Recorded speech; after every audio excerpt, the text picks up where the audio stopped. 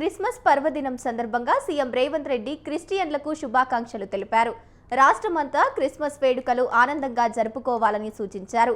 యేసు ప్రభువు బోధనలు అనుసరించి అన్ని మతం సంక్షేమం, అభివృద్ధికి ప్రజాప్రభుత్వం కట్టుబడి ఉంటుందని తెలిపారు.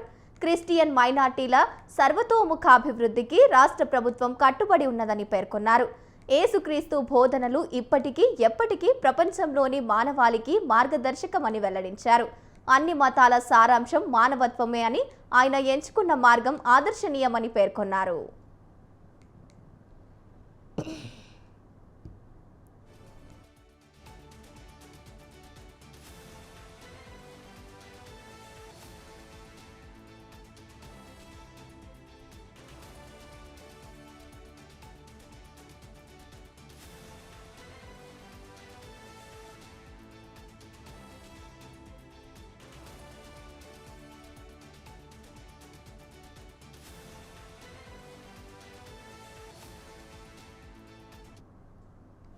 యేసుక్రీస్తు జన్మదినం సందర్భంగా జరుపుకునే క్రిస్మస్ పర్వదినం మనందరి జీవితాల్లో కొత్త వెలుగు నింపాలని సీఎం చంద్రబాబు నాయుడు మనస్ఫూర్తిగా కోరుకున్నారు. ఈ మేరకు క్రైస్తవ సోదరులకు ఆయన శుభాకాంక్షలు తెలిపారు. క్రీస్తు చూపిన ప్రేమ, క్షమ, సాహసం, సేవ వంటి విలువలు ఈనాటి సమాజానికి మరింత అవసరమని చంద్రబాబు పేర్కొన్నారు.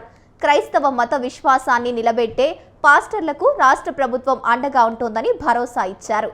రాష్ట్రంలోని 8,418 మంది క్రైస్తవ పాస్టర్లకు నెలకు 5,000 చొప్పున 12 నెలల గౌరవ వేతనాలు ఒకేసారి ఇస్తూ 51 కోట్ల విడుదల చేసినట్లు స్పష్టం చేశారు.